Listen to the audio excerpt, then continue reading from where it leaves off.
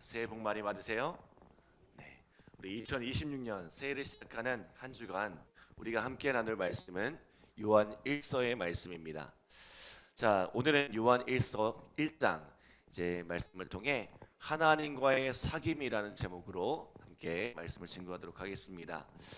자, 여러분은 하나님을 지금도 생생하게 살아계시며 우리와 함께 하시는 하나님으로 믿으십니까? 하나님께서 지금 내 곁에 또 지금 이 자리에 함께 하심을 믿으십니까? 그렇다면 질문을 좀 바꿔보도록 하겠습니다.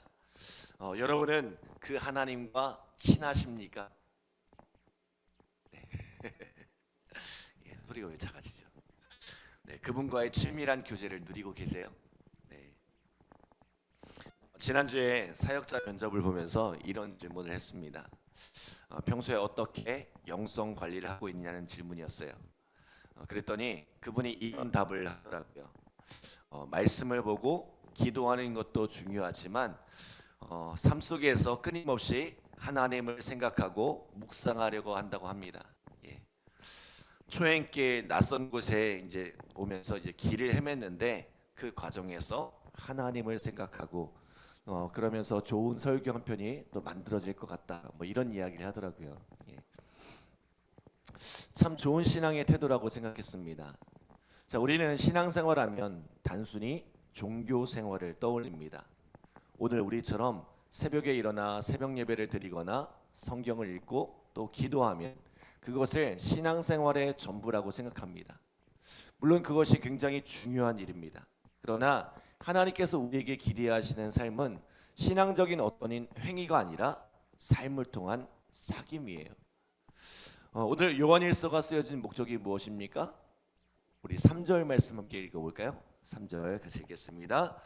우리가 보고 들은 바를 너희에게도 전함은 너희로 우리와 사귐이 있게 하려 함이니 우리의 사귐은 아버지와 그의 아들 예수 그리스도와 더불어 누림이라. 아멘. 자, 교회 공동체의 사귐, 더 나아가 하나님 아버지와 그 아들 예수 그리스도와 더불어 누리는 사귐을 위한 것이래요. 자, 요한일서는 사도 요한이 영지주의자를 경계하기 위해 쓴 서신입니다. 자, 영지주의가 뭘까요?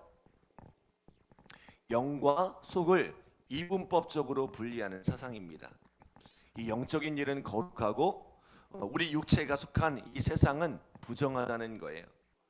이 영지주의는 두 가지 형태로 나타나는데요. 그 한 가지는 육체가 부정하기 때문에 극단적인 금욕과 이 가학적인 형태로 나타나는 영지주의가 있고요. 또 다른 한 가지는 이 부정적인 육체를 아예 포기하는 형태입니다. 어차피 육체는 부정한 것이니 우리의 영만 거룩하면 된다는 거예요. 그래서 육체를 세상 정욕에 방치하며 쾌락주의를 따르는 형태입니다.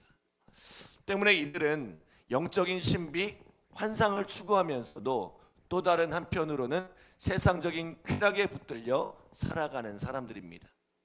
결정적으로 이들이 가진 신앙적인 오류, 신학적인 오류가 뭘까요? 예수 그리스도의 성육신을 부인합니다.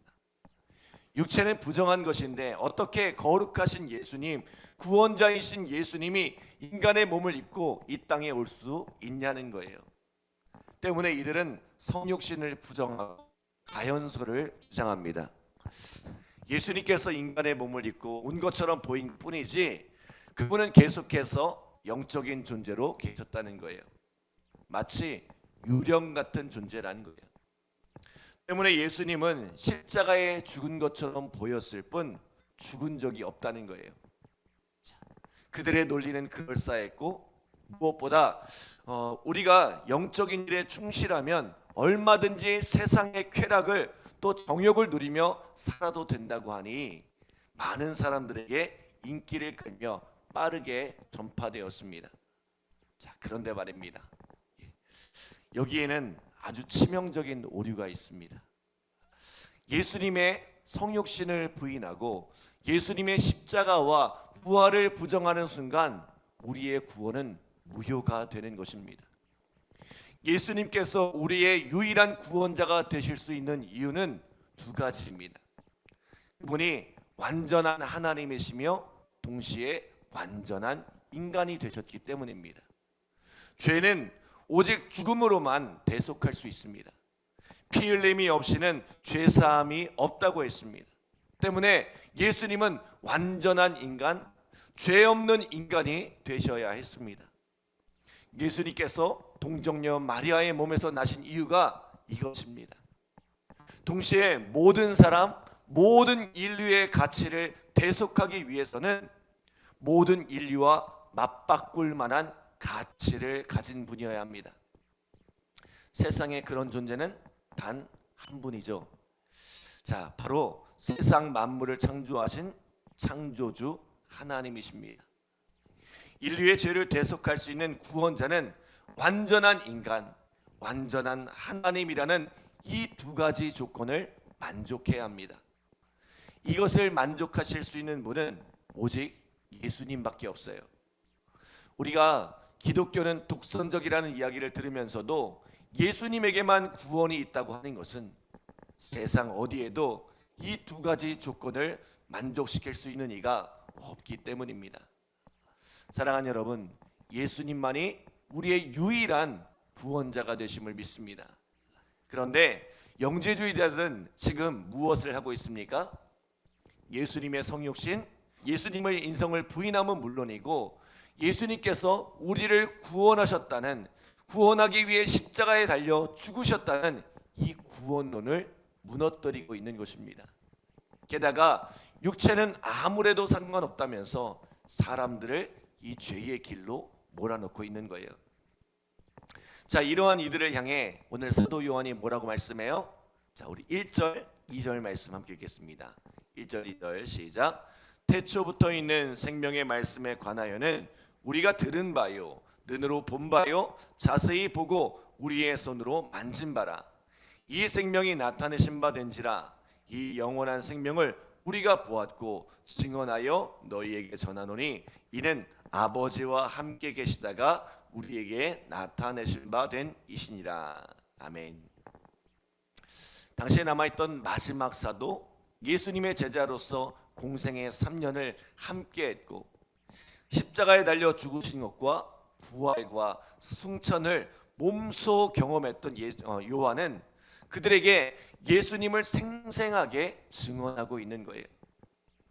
내가 예수님의 가르침을 몸소 들었고 그분과 함께 떡을 떼며 음식을 먹었고 그분과 함께 살며 그분의 행하신 능력과 기적을 경험했고 또 그분의 부활을 몸소 만져보았다는 거예요.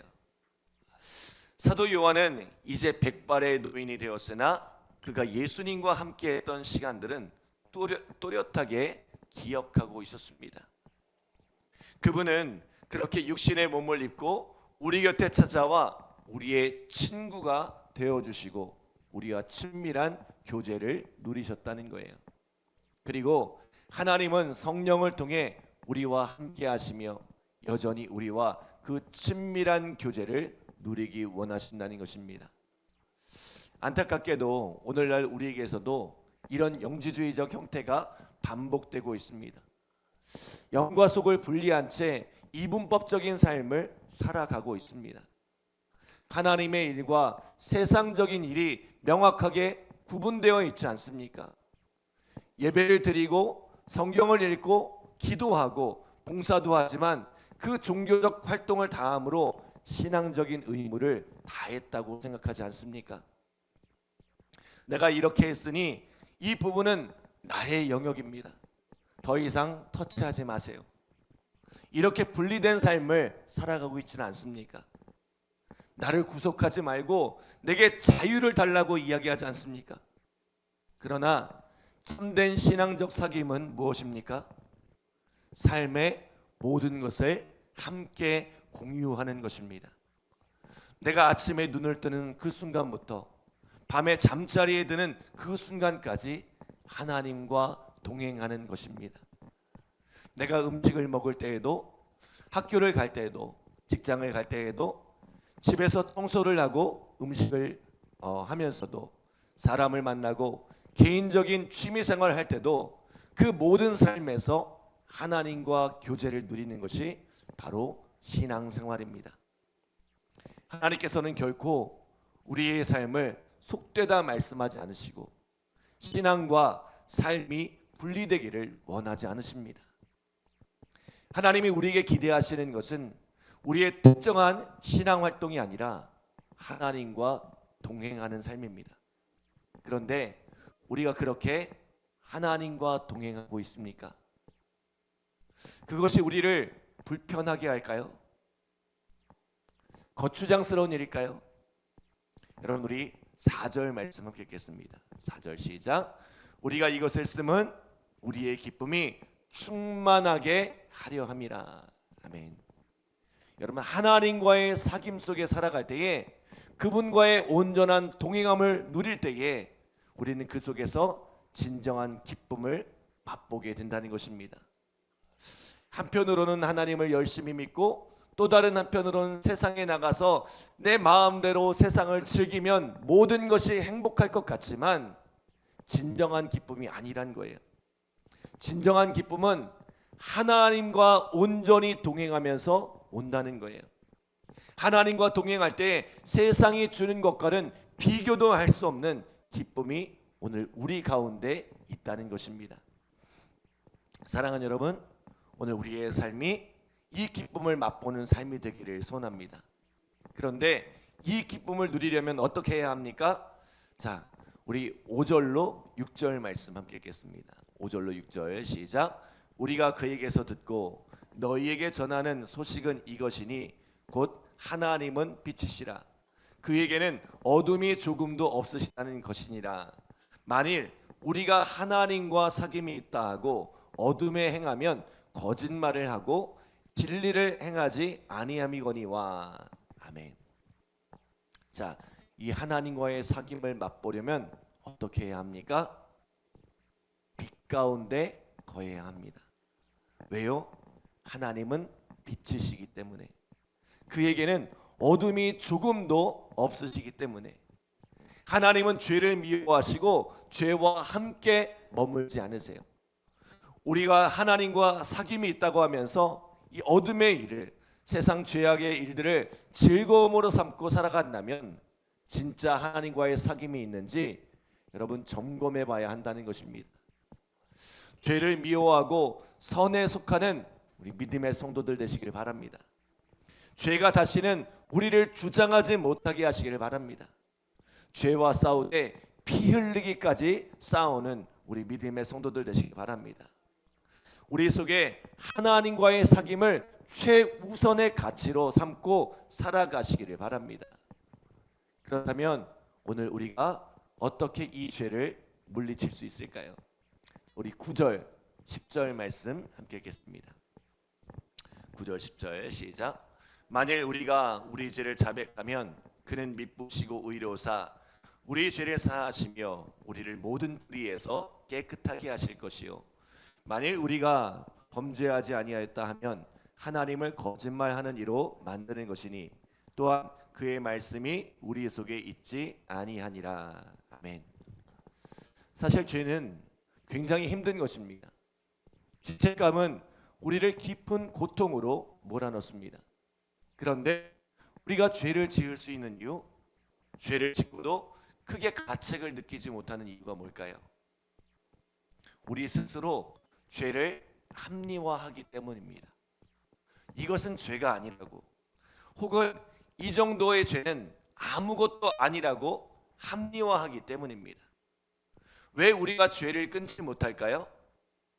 우리가 이것을 죄가 아니라고 생각하기 때문에 그렇습니다. 심지어 죄를 사랑하기 때문에 그렇습니다.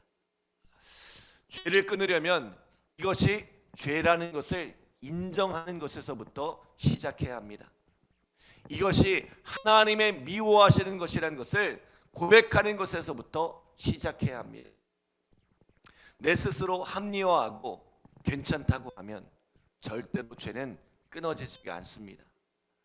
하나님 앞에서 죄를 인정하고 고백할 때 거기에서부터 치유와 회복이 시작되는 거예요. 그래야 하나님이 도와주실 수 있습니다. 놀라운 것은 우리가 그렇게 우리의 연약함을 고백하면, 우리의 죄를 자백하면 하나님께서는 우리의 모든 죄를 사하시고 우리의 그 모든 불의에서 깨끗하게 하신다는 것입니다. 그리고 우리를 그 영원한 사귐의 자리로 초청하신다는 거예요.